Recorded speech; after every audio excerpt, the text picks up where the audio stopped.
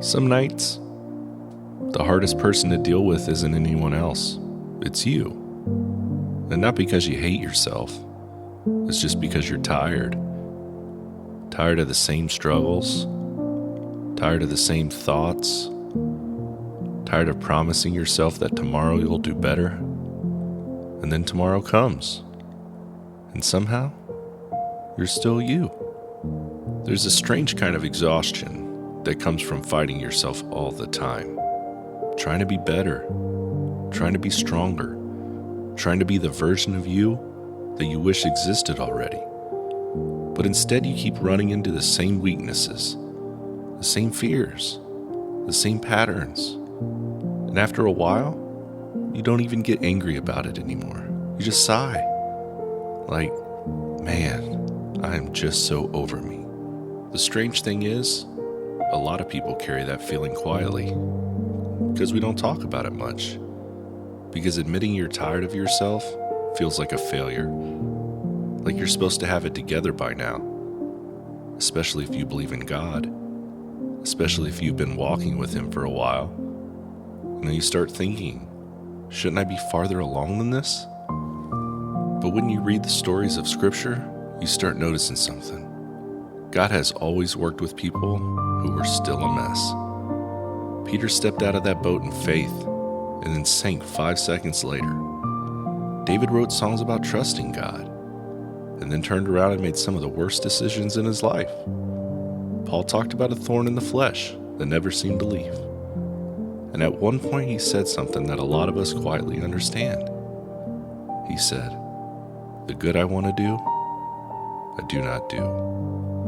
But the evil I do not want to do, this I keep on doing." That's Romans 7. And if we're honest, that verse feels a little too familiar.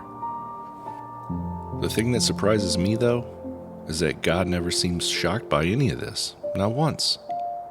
God doesn't look at Peter sinking and say, "Well, I didn't see that coming." No, He reaches out His hand. God doesn't look at Paul and say, "Come back when you figured yourself out." He keeps walking with him.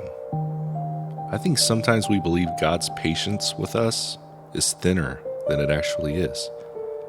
Like every time we fall back into something, He sighs in disappointment. But Scripture paints a different picture. A God who knows exactly who He called and still calls us anyway.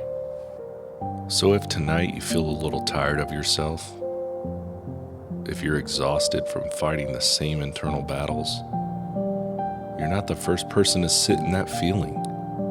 And you're not disqualified either. Sometimes growth doesn't look like suddenly becoming a different person. Sometimes it just looks like getting up again. Still imperfect, still learning, still walking. And maybe tonight, instead of trying to fix everything about yourself, you just sit in the quiet for a moment.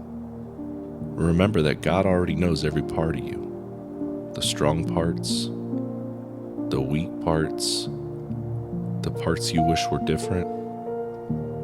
And He hasn't walked away. So if you're feeling that quiet exhaustion tonight, you're not alone. And maybe the next step forward is smaller than you think. Just take another step. Even if you're still a little over yourself. God's not finished with you yet.